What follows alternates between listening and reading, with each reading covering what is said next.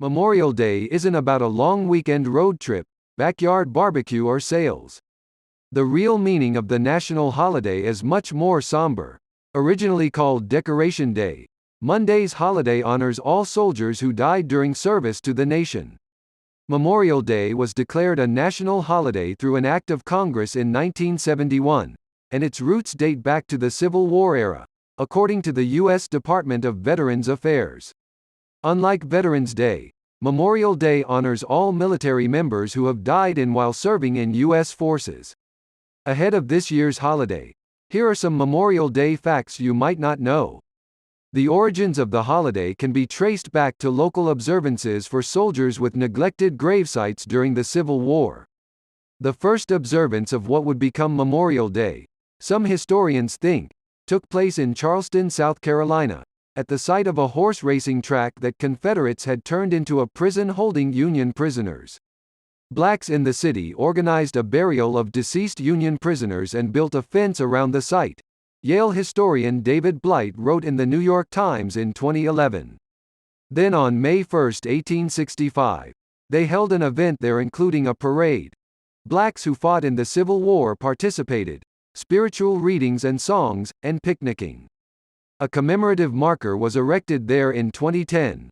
One of the first Decoration Days was held in Columbus, Mississippi, on April 25, 1866 by women who decorated graves of Confederate soldiers who perished in the battle at Shiloh with flowers.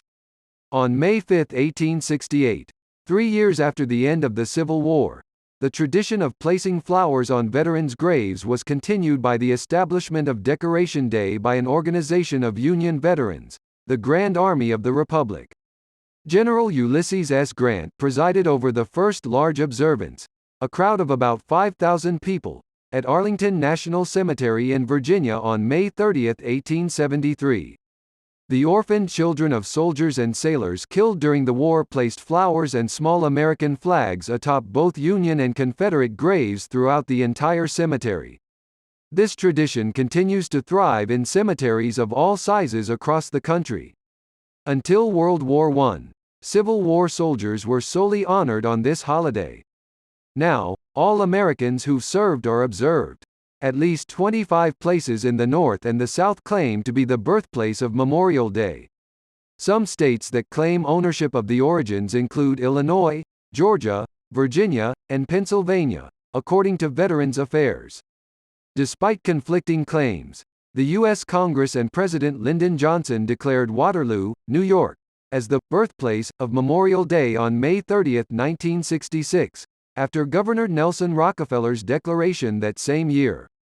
The New York community formally honored local veterans May 5, 1866 by closing businesses and lowering flags at half-staff. Memorial Day and Veterans Day both honor the sacrifices made by U.S. veterans but serve different purposes. Veterans Day, originally called Armistice Day, is a younger holiday established in 1926 as a way to commemorate all those who had served in the U.S. Armed Forces during World War I. Memorial Day honors all those who've died. Veterans Day is observed on November 11 to signify the armistice that ended combat in World War I in 1918. After World War II, Armistice Day's purpose broadened and changed in 1954 to recognize those who have served in all American wars. The day that we celebrate Memorial Day is believed to be influenced by Illinois U.S. Representative John A. Logan, who was elected to the U.S. House of Representatives as a Democrat in November 1858, and served as an officer during the Mexican War. It is said that Logan, a staunch defender of the Union, believed Memorial Day should occur when flowers are in full bloom across the country, according to the National Museum of the U.S. Army. Congress passed an act making May 30 a holiday in the District of Columbia in 1888, according to the U.S. Congressional Research Service. Now Memorial Day is observed as the last Monday of May. In 2000, the National Moment of Remembrance Act, which created the White House Commission on the National Moment of Remembrance and encourages all to pause at 3 p.m. local time on Memorial Day for a minute of silence, was signed into law by Congress and the President.